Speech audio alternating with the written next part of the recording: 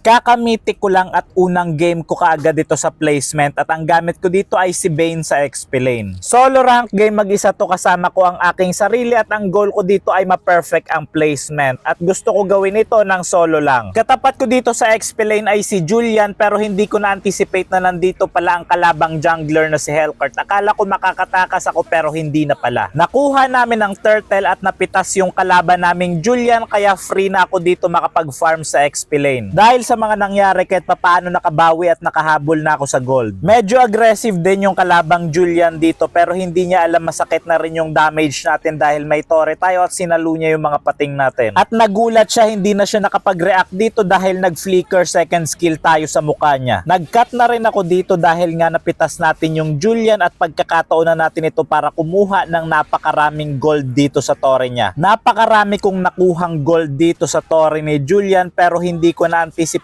na nandito na pala yung mga kalaban. Ang dami dito. Nawili kasi ako sa pagkuha sa gold, halos maubos ko na at hindi ko na malaya nandito na pala yung tatlo. Hindi na rin ako umabot para dumepensa at napakasakit ng damage ng kalabang Julian. Kakabuhay ko lang pero parang ihahatid niya ulit ako sa hukay. Napapaaray ako dito at tumatakbo muna ako. Ang sakit talaga ng damage ng Julian. Nagsunod-sunod na rin yung kamalasan ko dito at napakasakit ng kalaban. Hinahabol talaga nila ako. Ang sakit ng damage nila. At hindi na rin talaga maganda yung pakiramdam ko kaya nagbato ako ng first kill doon pero nandito pala yung dalawa. Ang sakit talaga, minamalas na talaga ako. Medyo naiinis na ako dahil hindi pa rin natatapos yung kamalasan ko. Tignan nyo naman, nakala ko mabubuhay pa ako pero napitas ako. 1-6 na yung score ko. Hindi na talaga ako natutuwa dahil ang pakiramdam ko pabigat na lang ako sa team ko. Ang sakit ng damage, na bura na naman ako. Tandaan nyo to, kahit 110 pa yung score nyo, kahit may 20 deaths pa kayo, huwag kayong panghinaan, laban lang kayo. Lilikuran ko yung kalaban dito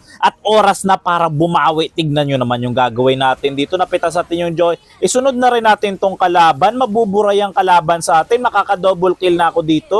Hindi pa ako tapos. Oras na para bumawi ako dun sa ipis na si Hellcurt. Takbo ka Hellcurt. Takbo ka. Akin yan. Triple kill yan. Very good. Kukunin na nga namin itong Lord kaso nag-contest pa yung kalaban at dito sila mapaparusahan. Hindi nila alam na may naghihintay sa kanilang kapahamakan. At sa mga sandaling ito, ako naman yung napahamak. Ang dami pala dun. Kailangan namin dumepensa dito sa middle lane at napakaganda ng pagpapakawala ko ng mga pating kaya nabura yung ipis. Kailangan ko na rin basagin itong tore nila kaya nagpakawala ako ng mga pating doon at nabasag ito kahit walang minions at napitas rin namin si Cecilion. Wala na, finish na, tatapusin na namin to. 4 yung bagsak sa kanila at alam nyo naman si Bane, mabilis talaga mag-push yang si Bane, mabilis yan.